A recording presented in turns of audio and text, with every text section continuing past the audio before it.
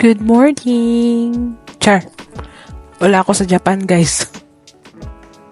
Nasa Abu Dhabi ako. So, ito yung villa na tinitira namin dito sa Abu Dhabi. So, let's go for a typical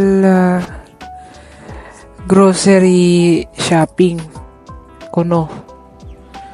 So, ito, hindi talaga ako dumadaan dito usually. Pero, ngayon, since tirik na tirik naman yung araw, daan tayo dito.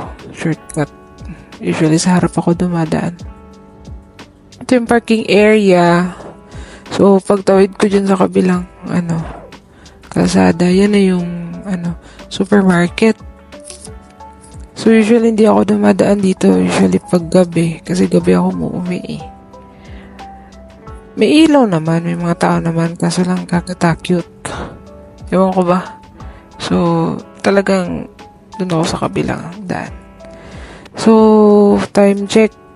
It's I think, nang oras na to? Mga 12:30. 12:30 to. Tirik na tirik yung araw. Pero, di mainit. Kasi, winter na rin dito. Kaya, carry bells lang.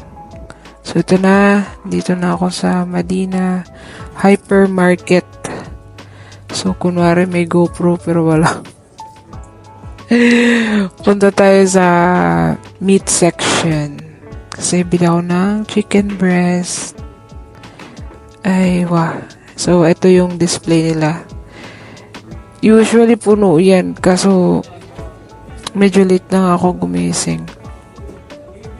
Kaya ganun.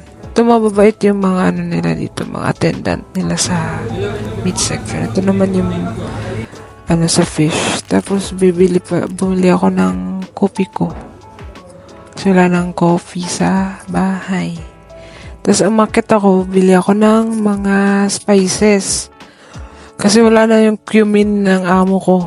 Charos. Gustong-gusto niya mag-cumin. Tapos, bumili ako semolina, salt, kasi magbabagrer ako pala. It's a Moroccan dish, bagrer. Next video ko na lang i-share. So, ayun. Every time mag-check talaga ako ng mga barcodes kasi minsan nakakabudol yung price.